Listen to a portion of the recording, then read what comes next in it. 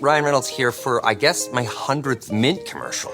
No, don't. No. I mean, honestly, when I started this, I thought I only have to do like 4 of these. I mean, it's unlimited premium wireless for $15 a month. How are there still people paying 2 or 3 times that much? I'm sorry, I shouldn't be victim blaming here. Give it a try at mintmobile.com/save. Whenever you're ready. $45 upfront payment equivalent to $15 per month. New customers on first 3-month plan only. Taxes and fees extra. Speed slower above 40 gigabytes. See details.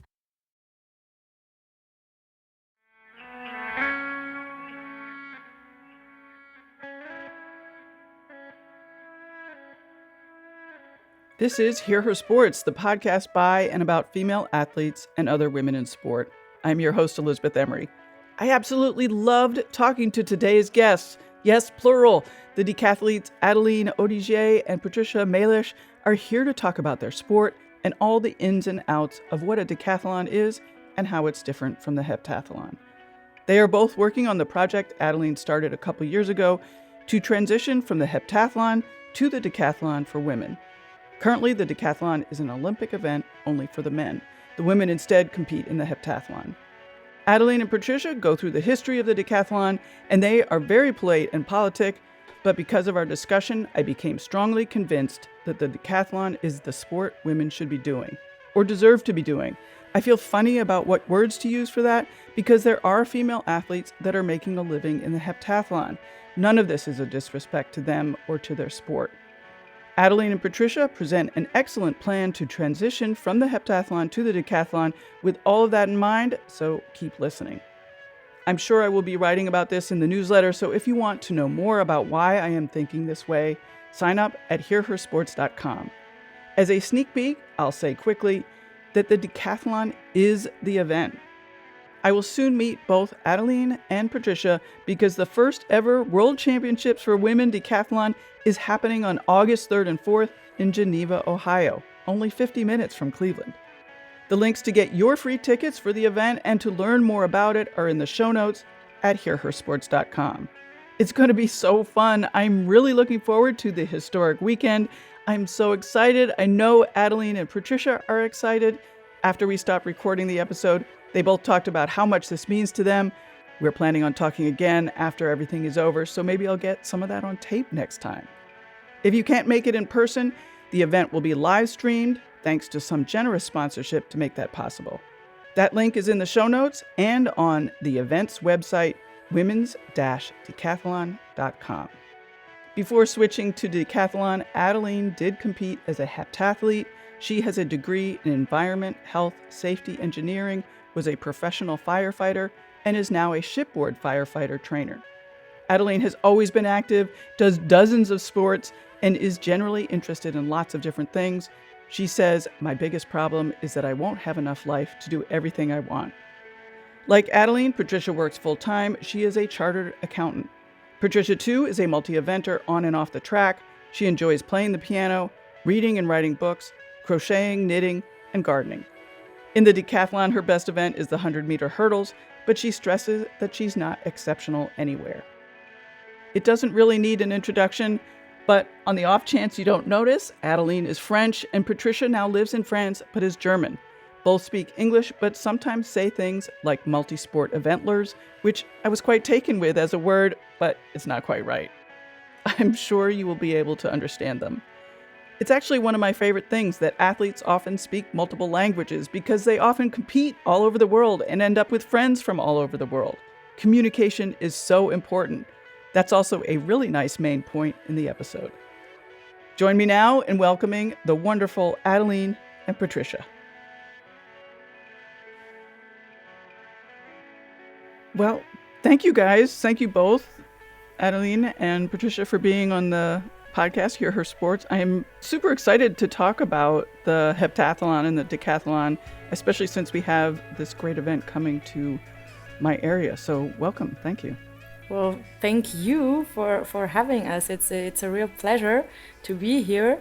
And thank you for giving us a platform to express ourselves about this project that we're trying to push forward and to make known to people. Yeah, I want to talk about that, but before we get into sort of the the project that you're doing, and I definitely want to hear more about that. Can you talk a little bit about multisport and, talk about what the heptathlon is, the decathlon, just so that we can orient everybody to be on the same page before we get going into the sort of meaty stuff? Sure. I think Adeline will take the lead on this, right? Yeah, I will try. So we practice specific discipline in track and field, which is multi-events sports. Yeah. And for women, nowadays you can practice a combination. A combination of seven events. Yes. Yeah, that's what's happened nowadays until the Olympic Games in World Championships or European Championships. You can practice this combination of 7 events, which is called heptathlon. Yeah, and it consists of 7 main events, which are on the first day, because the multi-events, if it's for the men or for the woman, they are always on 2 days, because 7 events in one day would be kind of hard, even for multi-eventlers. And so on the first day you have the 100-meter hurdles, followed by the high jump, the shot put, and the 200 meters. And then on the next day, you have the long jump, the javelin throw, and the 800 meters. So that's what actually most women do when they are multi-eventlers. And then we have, of course, the men who are in the decathlon. And the decathlon is a little bit different from the heptathlon in track and field because, as the name indicates, it's 10 events and not 7 for the men. And also the events themselves are a little different. So on the first day, we will have the 100 meters, the long jump, shot put, high jump, and 400 meters. And on the second day, we have the 110-meter hurdles, discus throw, pole vault, javelin throw, and the 1,500 meters. So the difference between heptathlon and decathlon isn't just add 3 events. In fact, you add 3 more events and you change 2 other. So to complete heptathlon to become decathlon, you have to add the 100 dash, the pole vault, and the last one is the discus throw. And you change 2 of the events which are in heptathlon. You change the 800, which become the 1500, and the 2000 dash become the 400 dash. Is it correct to say dash? I don't know. I don't think you dash a 400. I'm not a specialist. Oh, just 400. Okay. Sorry. And so how do those differences in the 2 sports, because do you consider them 2 sports, right? Mm-mm. Separate sports, even though they're the same category, they seem extremely different now that you talk about them. They are mainly because it's not the same number of events, but then also because the physical qualities and the training that you will do in order to be able to compete in those events are different. For example, in the heptathlon, so what most women do, you have a 200 meter and a 800 meters. What you need to know is that the 800 meters, even though you would maybe think that you have to run 2 laps, it's quite long. Yeah. I think it's quite long. For me, it always seems like it's never gonna end. But actually, in track and field, the 800 meters is almost considered a sprint event, which means it's a very hard event. Yeah, totally.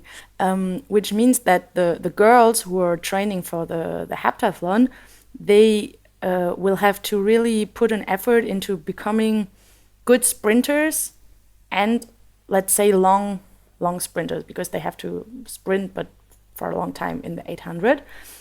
And as they only have 2 throws, most of the time they need to be strong, but not too strong either, because, for example, in the jumps, if you're too strong, meaning if you have a lot of muscle, then you're heavier and then it gets more difficult to jump. For example, for the men in the decathlon, they have to throw 3 times. They have to throw discus, shot put, and the javelin. And they also have to run the 1,500 meters. So it's important for them to be sprinters because they will have the 100 meters and the hurdles. But then they also have to have this kind of longer endurance because at the end of the first day, they have a 400 meter to run, which is quite difficult after you already have done 4 events.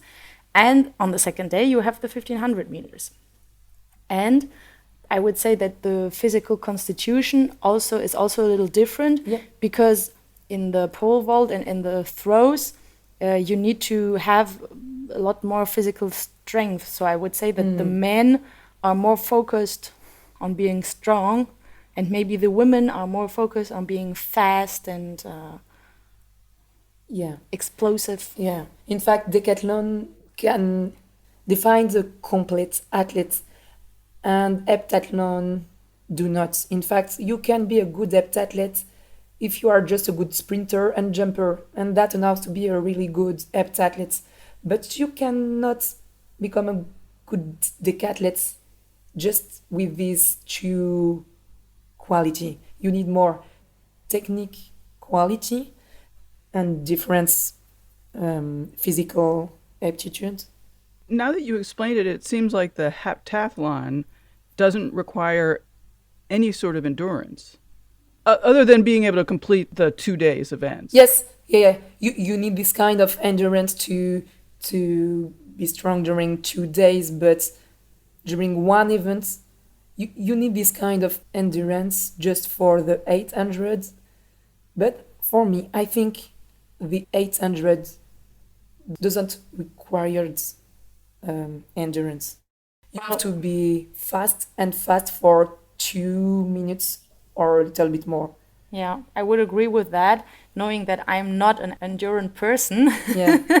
And I still manage to run the 800. I mean, I'm not like super fast, but I get it done.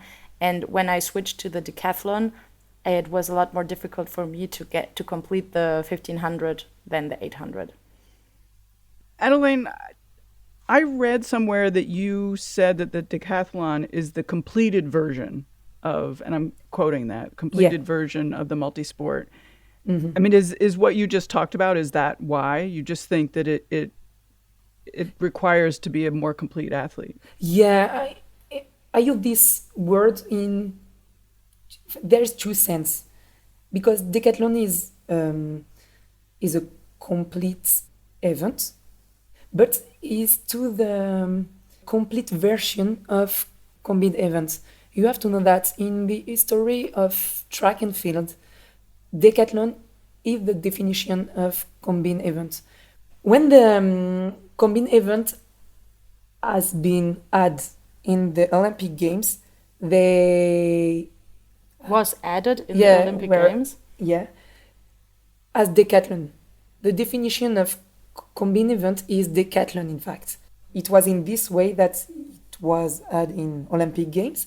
And because of women were not allowed to compete, there was no problem in the definition itself of the decathlon. So the decathlon at the time, where only men were allowed to do sports in competition, the decathlon was just the decathlon. Yeah. But when women started to compete and to do sports at a higher level, instead of just making them do the decathlon, there were different rules that applied to women. So I think first it was they were allowed to practice 3 events. Yeah. Then it was raised to 5 events. Exactly. And then finally to 7 events to be the heptathlon as we know it now. But they never went the whole way up to 10 events like it's the case for men and has always been. Yeah, that's what I mean when I say decathlon is a complete version of combined events. It's the initial version. Women arrive later in the combined events world So we start with these three events, then five. So the three event is triathlon, and then five pentathlon, and then seven heptathlon. And we are waiting for the end of this transformation. That's what I would like to express with complete. Right. No, that totally makes sense. So when the women were allowed to compete in three events, that was an attempt to give them a multi-sport. And what three events were those?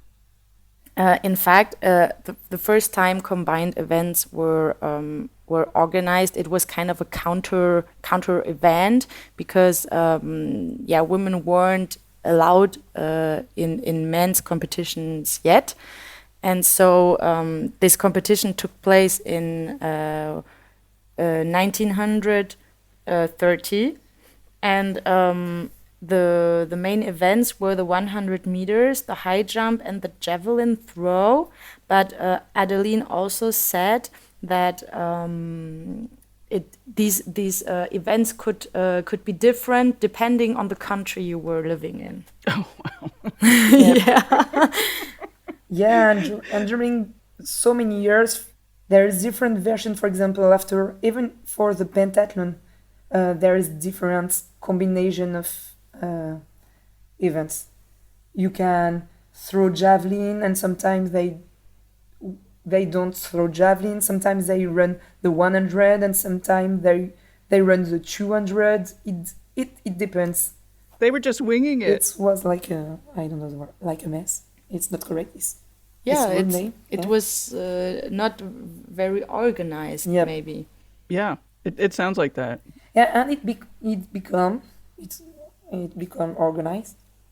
Yeah, just with when the EAAF, with the World Athletics, decide to add the pentathlon in Olympic Games, and from this date in 1964, il restait plus que un. So the pentathlon, there were different pentathlons, and then there was the IAAF, or former IAAF, now World Athletics, which is kind of the international federation for track and field in the world. They kind of defined what the real pentathlon is, and later what the real heptathlon is. So it's 1964 for the pentathlon and 1984 for the heptathlon. So men started doing the decathlon in the Olympics in 1912. In 1912, and women got to do the heptathlon in 1984. And we are still waiting for the decathlons, and we are waiting for more than 100 years. Yeah. 112 now. Yeah. What I think is really interesting is that this fight to get the decathlon has been going on for a long time. I mean, you said that the first multi-sport events for women were happening in, the 1930s. Yes, but I think you have to differentiate, because I think women, even in the 1940s or in the 1950s, they were not dreaming, or maybe not yet dreaming of doing a decathlon, because when they were allowed to do 3 events, there were women fighting to do more events, and then they did 5 events. And then after gaining the 5 events, there were still some women that were not happy about it, and they were like, we want to do more. And so they got the 7 events. And I think in the history of women's decathlon, the first time that there was something internationally, it was in the early 2000s, when women did a decathlon. Yep. For instance, it was in France in 2002. Yeah, exactly. And there were some international heptathletes that decided to do a decathlon. Yeah. Officially, decathlons became women's events in 2002. And it was a decision of World Athletics, the International Federation of Track and Field. So that means Decathlon for women is an official thing since more than 20 years, and we are still waiting for the transition. Right. Yeah. So what are the arguments against women competing in the decathlon? I mean, I assume originally it was because, women might hurt themselves doing 10 events or something like that. Yeah, something like that. You're really got it to the point. But yeah, Adeline, what arguments are there? The most important for me is I just want to have fun with the complete combined events, because I like to practice a lot of sports, even if it's not track and field. I like to discover sports, and I'm really curious. So for me, if I can have fun with 10 events, I will try. I don't understand why just 7 for me. My men friends, My male male friends. friends on the same track and field, they can have more fun than me just because they are men, and there is no explanation. There's no really, it's a real thing. Nowadays there is no objective arguments to don't let women practice decathlons. We are all athletes, we are on the same track. I would like to have fun with 10 events, and because I'm a woman, I have to do 7. I cannot practice pole vault. I can. In fact, I can, but I cannot practice it in competition. And you have to know that in track and field, we practice and we train because there is competition. If there is no competition, there is no sense to train. It's a competitive sport. It's rare to practice track and field just for leisure. So if there is no competition, there is no sense to train.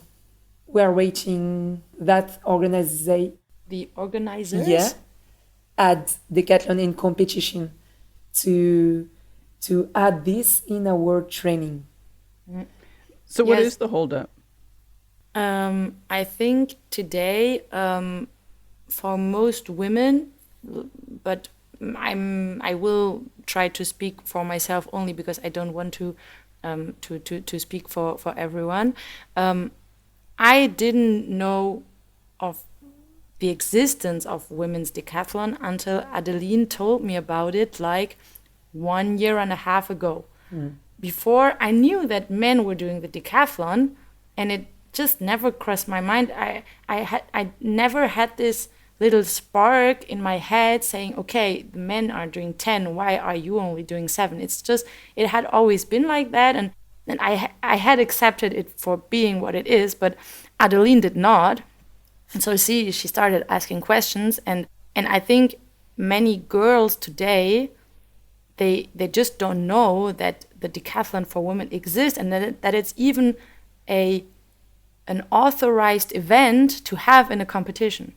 And I think that's the main reason why many girls have not chosen, because they were just not aware of it. And today there are no competitions. I mean, it's in France where we have started the project. It's the first time ever that there have been regional and departmental championships in the decathlon. There were never any championships organized before. And it's also the first year that we will actually have a national championship in the women's decathlon. So of course for the girls, it's a big motivation to try the decathlon, because as Adeline said, a track and field for most girls, or even for most people doing it, it's a competitive sport. So you want to go to the championships. So as a girl, if my only means to get to the national championship is to compete in the heptathlon, then I will choose the heptathlon. But now we have the possibility to have the decathlon, and I think that will maybe get people asking questions and get the girls interested. And we see today that with what we have already put in place, and with all the communication we're doing via social media, that people start recognizing us in competitions, that people start following what we're doing, and that they start to take interest in what we're doing. And I really hope that in the future there will be more and more people and more girls that will be interested, and that maybe other countries in Europe will also follow this lead. Because, for example, I had the chance to talk recently to athletes in Germany, and when I told them that I was doing women's decathlon, they are like, I mean, they are athletes, so they know track and field, they know all the disciplines, and they told me that they didn't know it existed. So if even no, I don't want to say pros, but even the people that are very familiar with track and field don't know that women's decathlon exists, how do you want to sensibilize people that are not into track and field, or that are at least not as confronted to track and field as we are today? So you mentioned your project again. So describe what actually you guys are doing. What are we doing, Adeline? What we are doing?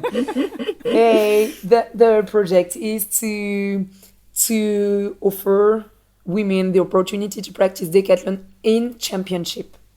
That's the definition of the project. And we would like to do it first in France and export this development to foreigners. Okay. In foreign countries. In foreign countries. Okay. Because why are we doing it in France? Because we are French people, and it's easier for me to have the right contact, the contact of the person who can change things and write the new rules and organize decathlon. So for me, it's easier to do it in France because I'm French, and we succeed, in fact, because we started the project just last year, and last year we organized a women's decathlon competition in the north of France, and 2 of American girls came in France to compete with us. It was the first time that in France we organized this competition with the support of the French Federation, the Athletics French Federation. They help us to organize this competition, even if it's not organized as a championship. It was still it was supported. I think what really changed is that Adeline really got the federation to support us and to organize an official competition in the women's decathlon, as none of the girls that participated had ever done a decathlon. We were not able to label it as a championship, because if you want to go to a championship, normally you need to qualify. That means either he has to do a certain performance or performance requirement, or he is among the 10 or 15 or 20 or 30 best athletes in his age category in his country.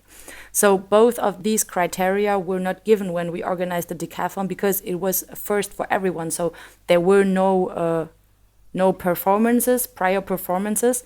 So that was mainly why we could not label it as a championship. And that's actually what changes this year, because now girls have been able to compete in regional and departmental competitions, and so they were able to score or to get a score in the decathlon to be able to qualify to the national championship. In fact, the French Federation understands something really important. Maybe other federations don't understand it now, and it's the fact that if you want that athletes train for decathlon, you have to create competition, and the federation are waiting that girl just trained for decathlon. They are waiting to see that there is, for example, 30 or 40 women that trained for decathlons to create the competition.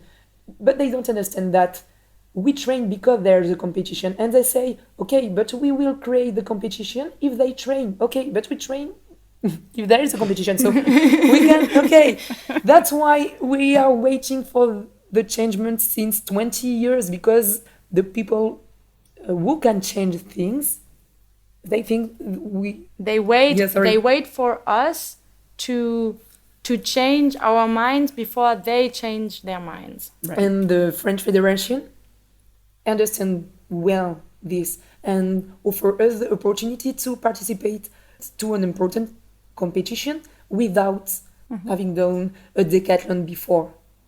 They say, okay, we understand that we have to create a competition to give you the opportunity to train, and then you have your first results in decathlon, and then we can organize the superior level of competition, which is departmental competition, regional competition, and national competition.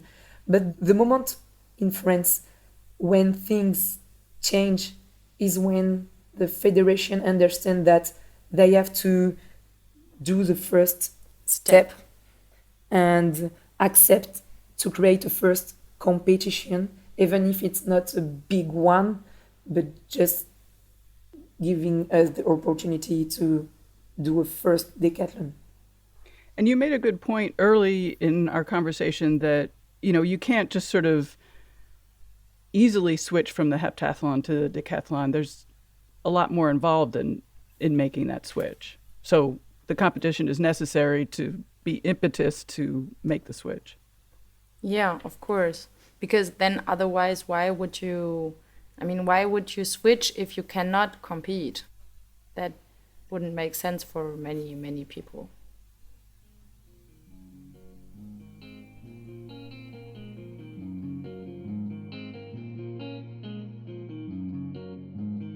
As you are hearing in today's episode, women's sports still need support. So if you are able and have been enjoying this episode, please consider supporting what we're doing here. Hear Her Sports brings you issues in women's sports and in-depth interviews with female athletes that you know and don't know. Equally important, Hear Her Sports offers female athletes the opportunity to speak for themselves in their own voices about topics that they care about. Also, since 2016, years before most people were talking about women's sports, Hear Her Sports has been helping to increase the amount of media coverage for women in sport. To donate, and we thank you for any and every amount you can give, go to buymeacoffee.com/hearher or go to hearhersports.com donate page to give directly. Thank you so much.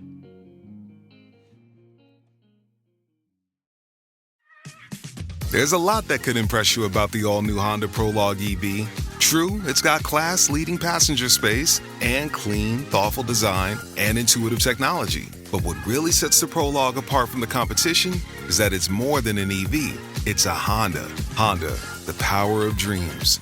Visit honda.com/prologue to learn more. And now let's get back to Adeline and Patricia to learn more about the decathlon and how they are training for the upcoming World Championships.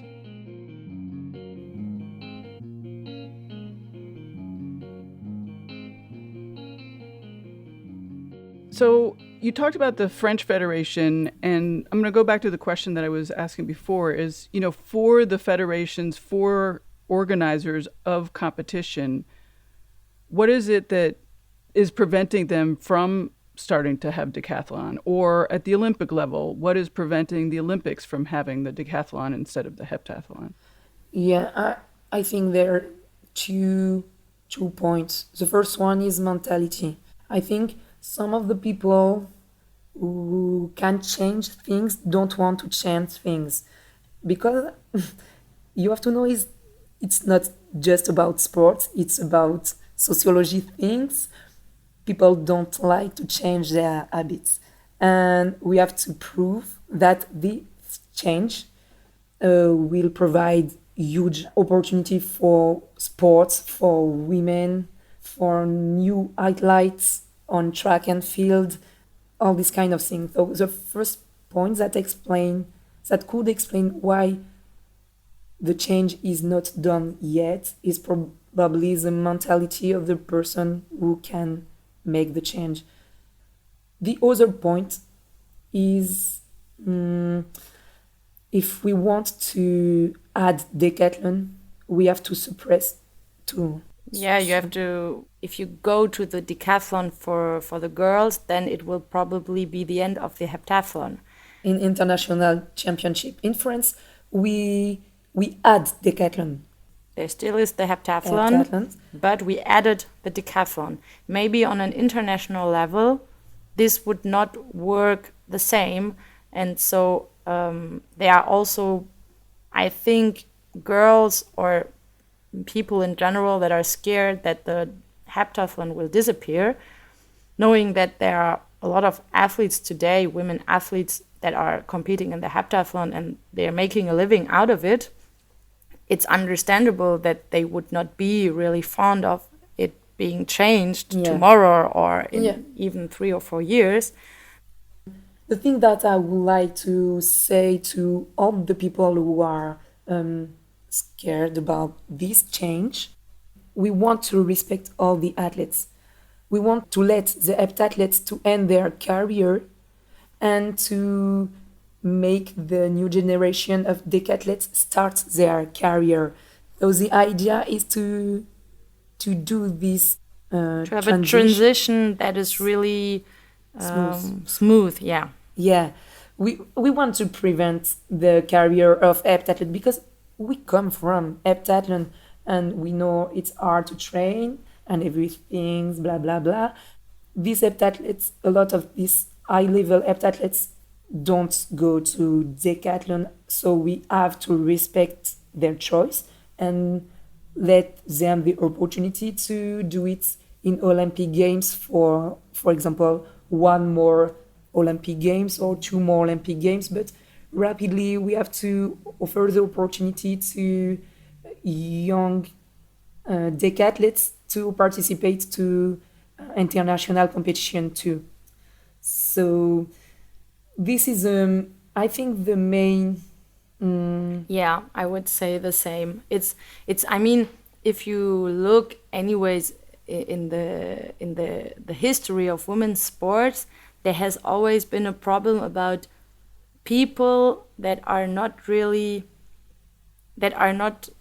affected by the decisions, but they still make the decisions. So I think something that also explained why everything is going so slow right now is that we don't have people in the committees and in the federations that maybe practiced the decathlon or just experienced what it is for girls like to do a decathlon in a competition. Because we have had a lot of people, even coaches, that were quite, let's say, that were not sure if the change was a good thing, but then one of their athletes participated with us in the competition, and they were so blown away by how everything went down and the ambience and the emotions that were triggered by completing the decathlon, that they totally changed their mind about it. And I think, unfortunately, the people that make the decisions today, they are not maybe open enough to experience these emotions and to really try to understand the women who, like Adeline, who want to make the decathlon an official event in international competitions.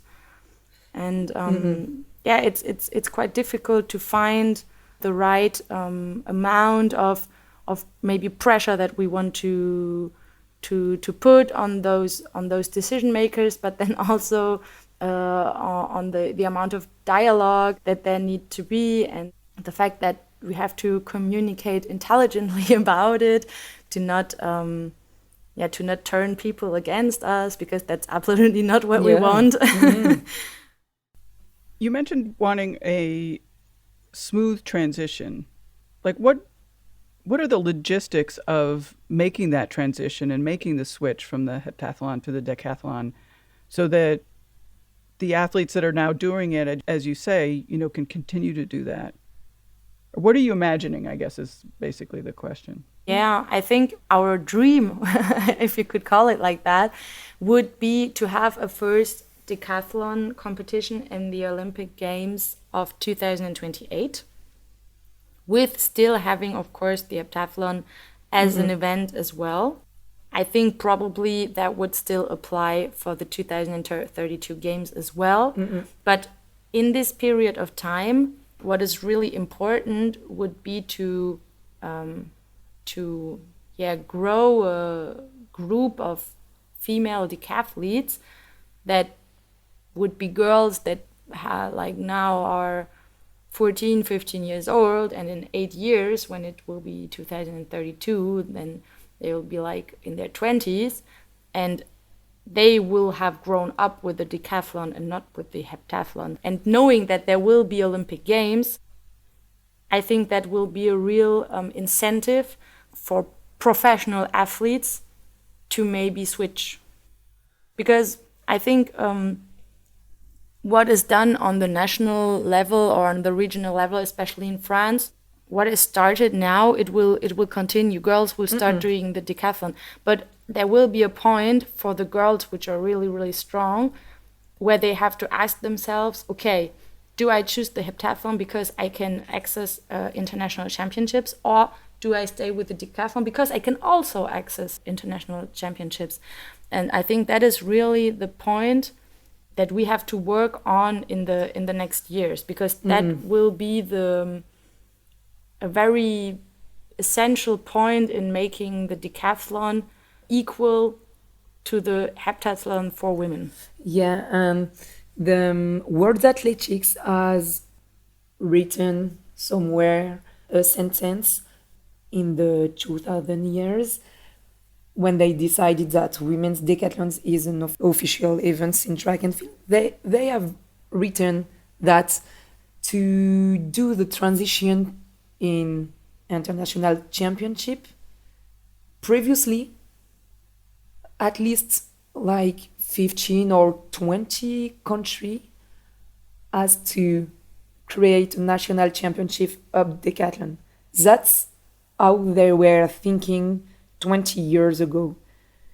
And in fact, probably it's the same thing today. They are waiting that 15 or 20 or maybe more country, they are waiting them to do the same things that we are doing in France, create their own national championship of women's decathlon. And when this will be done, we can create an international championship. So that's what it's written by World Athletics 20 years ago. That doesn't mean they are still thinking like this, but I think we have to ask them what they're thinking. You know, in this project, we all know that we have first prove things by ourselves. We don't have to wait them to say, okay, in 8 years we will change things and decathlons become the Olympic events and heptathlon isn't practiced anymore. No, in fact, they will not change things like that. They are waiting us, that means us, country. They are waiting country to prove things. They are waiting this. Seems like a hard, battle to navigate. Just Yeah, wanting the countries to do one thing, but they're waiting for the Olympic Federation or the international federations to do something before, and it just seems like a stalemate. Yeah, I think that is also why in the last 20 years there has been no real development in the women's decathlon, because in the early 2000s there was a decathlon organized in France with international athletes. So the first world record in the decathlon was established with more than 8,000 points, which is really a huge performance. But then afterwards, as everyone was just waiting for others to take the lead, nothing happened. And I think that is also the problem right now. As Adeline already mentioned earlier, the federation waits or wants the girls to train for the decathlon in order to organize championships. And now the World Athletics is waiting for the national federations to organize their national championships before accepting to organize an international championships. So at this point, everyone is just waiting for everyone. Right, exactly. Yeah. And no one is doing anything. And that's, I think, the main point, and that is why it is so important that we have people like Adeline who start, like taking a stick and start poking people everywhere. and even in the US, where there's also the Let Women Decathlon movement, who are also very engaged in making the decathlon an Olympic discipline for women. And it's hard, but at the same time, it's easier than 20 years before, because today the communication is easier. And I think it's the reason why today we have done some change that Marie Colomville, another French decathlete, don't succeed to do 20 years before. The most big change is that we can communicate easily between all the country and in the country. So we can teach people that women's decathlon exists and that we are doing. Before, maybe one girl or two girls knew that the women's decathlon exists, but it's probably two girls in the same city. Today, I'm in my city and I can communicate with Spain, with USA, and I can spread the idea and the fact that women's decathlon is an official event. That's an important thing to help girl and the track and field club and the organizer to discover that they can practice and they can organize competition. That's a big change. I think the most one, communication. And more than communication, education, I think. Do you have support on the international level with the other athletes, with the heptathlete athletes? Yeah. We have a lot of support. The official one is French Federation, but the most support we have is from people, real athletes, and from family and people who don't work in institution of track and field. Yeah, today we're already working, I'd say, quite closely with the Let Women Decathlon movement in the USA. Through our social media accounts, we really try to reach out to girls that could be interested in doing the decathlon all over the world. So we try to communicate in French most of the time, but also in English, so that other European girls can also read about the decathlon. So you talked about the event that will take place this summer in Geneva, the International Female Decathlon Championship. I think the fact that the American girls are able to organize this, and the fact that World Athletics accepted this as an official competition and put it into the World Athletics competition calendar, I think that is quite a big sign of support, even if there's still, when you're in this kind of project, you always want more. So you're like, okay, that's super cool, they support us, but we would like to do more, and we want to organize more competitions, and we want to be able to label it as a world championship and not just as a normal championship and things like that. But I think for a beginning, because this will be the first time there will be an international women's decathlon competition ever, kind of. Yeah, with là où il y a le plus de monde en tout cas. And with the most, or with a lot of participants, it's a great sign of support from the International Federation to let us organize this event. Mm-hmm. They don't create it, they don't organize it, but they let us do it. we are doing things with the Women's Decathlon project. We have to do it by your own, and institution will follow us. And that's another important change of these years.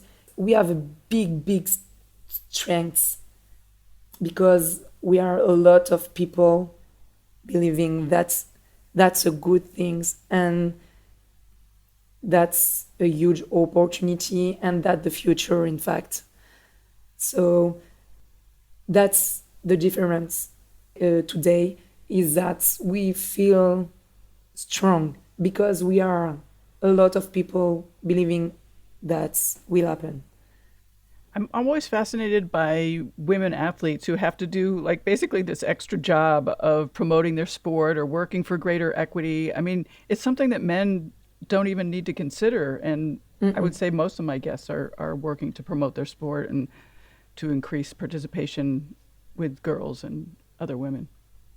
Yeah, I think that's, I mean, if you say it like this, then it becomes quite obvious. But then I think from an internal point of view, at some point you get so used to always having to ask and always having to push that it kind of becomes, not natural maybe, but it kind of becomes part of who you are, and it's maybe also what gives us this strength today, being, we always like to call ourselves warriors, because we want to complete this decathlon, which is physically demanding.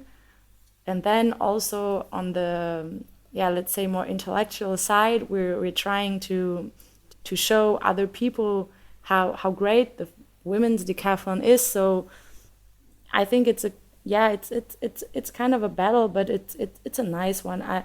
I at least do not feel burdened by the fact that I have to sometimes put in a little more effort to get what I want than maybe a male colleague who, I mean, it's not his fault that the decathlon for men exists for more than 100 years.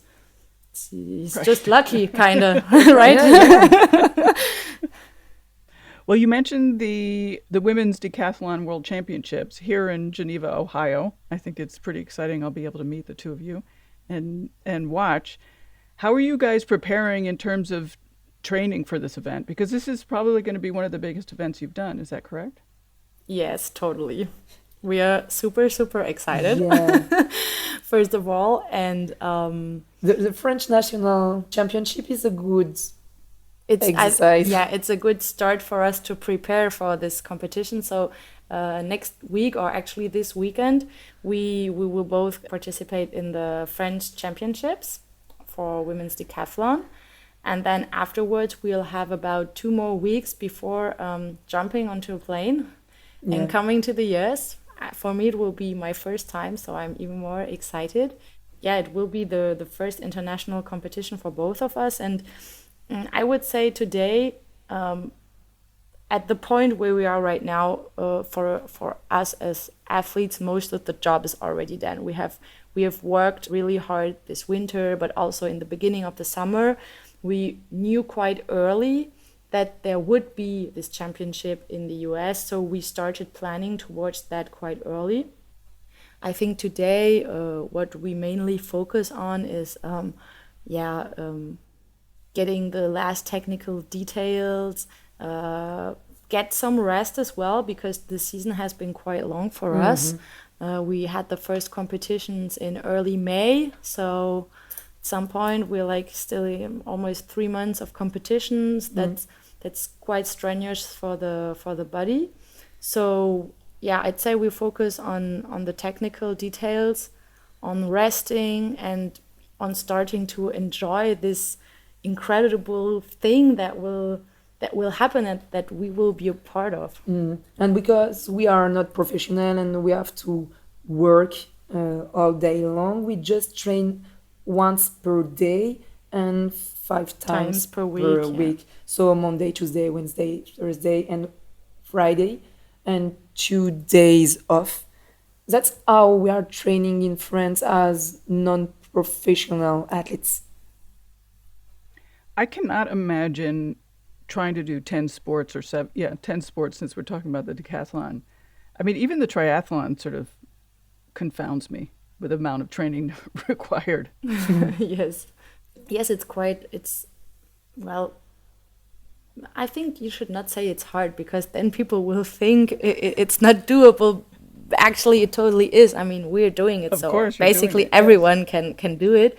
Yes. But what is good in the decathlon, and what maybe changes compared to the triathlon, even if I don't really know how triathletes train, we have a lot of technical events. So, for example, the triathlon, it's really about endurance, because you swim, you bike, and you run. And running, I mean, yeah, of course, you need to be you have a good running technique in order to not tire yourself too quickly. But the decathlon, there are really events. I mean, for example, the discus throw, it's basically you get into a ring, you spin around, you throw 3 times, and that's it. So it's not really a very hard event physically. But on the other hand, the technical side is very, very, very demanding.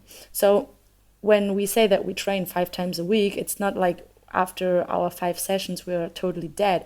We can do training sessions where we only focus on technical details, maybe in the throws or in the jumps. These kind of training sessions are demanding for the brain, because you have to think about a lot of things that you need to do with your body. You need to be in control of your body, but it's easier physically. And then on the other hand, we have also, of course, training sessions where we focus on the sprinting part or the running part or the 1500 meters, and there it's just, you don't think, you just run, you try to get everything out of your body. You'll suffer a little, but you'll always feel better afterwards. And I think it's the mix of these kind of training sessions that makes the decathlon so fun. Well, one thing that I saw that both of you wrote in your little bios, and what I saw also on social media about the decathlon, and I would suppose the heptathlon as well, is that they're for people who really like to do a lot of different things and enjoy sort of that jack of all trade mentality of being good but not great at a bunch of different things, and being excited by learning that kind of stuff. Yeah, exactly. It's difference between one person and the other, but for us, it's an evidence to do a lot of different things. It's more challenging for me just doing one event and practice it each day for many years. For me, it's kind of boring, but that doesn't mean it's boring. Just for me, it's boring. I prefer to jump through and run and practice other sports after track and field training too. I think you're right. I think it's kind of a mentality. You need to be you are a multi-eventler in your heart. Yeah. It's right. Either you are or you aren't. Yeah, and I think it's really interesting because I think it's more like just sports. If you ask all the multi-eventer, if you ask them about their life, you will find they practice music things or art things, or we are people really curious, and we wanted to develop all the skills that we can, mental things, cerebral things, physical things. I think it's something you can find in each multi-eventer. For example, Patricia is a great pianist, really. And if you ask the woman who has done the first world record in women's decathlons, she is a really smart woman, and she play oboe too. And when I ask our USA friend who practice decathlons is the same thing. They practice skiing, snowboarding, surfing, or they do a lot of things. In fact, we're not just decathletes. Decathlon is the opportunity to gather all these beautiful person. It's cool. There's a sport for everybody. Yeah. Yeah, especially as everyone also, I mean, we're kind of linked by this passion for the multi events or the decathlon, and we're similar on many points, but then everyone still has his own or his or her own individuality. So there are girls that will do decathlon that are really good in the throwing events, and then there are girls who are stronger in the jumping events, and for example Adeline, she's really strong in the running events, like for example the 1500 meters. She's super fast, like she's even faster than some of the boys doing the decathlon. Yeah, everyone brings their own personal touch into their decathlon, but then we're still able to do the same thing because there are so many opportunities to be great at one event, that even if you're not so good at another, it doesn't matter, because what counts at the end of the day is the score from all your events, and of course also that you had a lot of fun. No? That's really important. Well, it sounds really fun. I cannot wait to watch you guys in a month about. Yeah, honestly, that would be so great to meet you in person. Yeah. Well, Adeline and Patricia, thank you so much. No, thank you to offer us to be interesting by this subject, this topic, and offer us the opportunity to express ourselves and to convince people that is a great thing, really. And we are doing our best to, by ourselves, to help this change. Thank you. Yeah, thank you so much for having us. And if through this podcast we can even reach one or two girls that afterwards would be interested in doing the decathlon, that would be already really huge for us. And of course, if you get any questions from your listeners that would be interested to know more about the decathlon, really don't hesitate to redirect them back to us or to the Let Women Decathlon movement in the USA. So our aim is really to promote the decathlon for women, but also for everyone else who would just be interested in following our adventures, or who just wants to be supportive towards our project. Well, thank you so much. That's so nice. All those links will be in the show notes, so anybody who wants to follow the movement, follow the project, follow Adeline and Patricia, those links will be in the show notes. Okay, great. And thank you for your time. I appreciate it. Well, thank you for your time, and see you soon. Yes, see you soon. See you soon. Thanks again.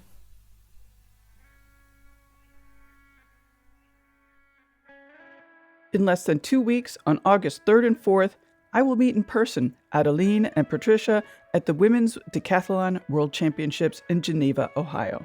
That's about 50 miles east of Cleveland, so if you are in the area, do stop by and say hello to them and to me. It's going to be fantastic, celebratory, and a big deal event, and fun. Thank you, Adeline and Patricia, everyone working on their project, Lauren Kuntz, who organized the entire event and connected me to all sorts of female decathletes who will be at the World Championships, and to the sponsors of the event, including the Sports Bra and PlayGap. Jenny Wynn, founder and mastermind of the Sports Bra, has been on Hear Her Sports. It is episode 140, and you can find that link at hearhersports.com. Also on our website, find a link to the Spotify Hear Her Sports Paris Olympics playlist, which includes past guests who have been on the show. It's so hard to make an Olympic team, so I just love that we've had athletes on the show who do achieve that. Thank you for spending your time listening to the show. If you have been telling your friends about Hear Her Sports, thank you for that. I'd love to hear from you. Email hearhersports@gmail.com. Have a terrific couple of weeks. Until next time, bye-bye.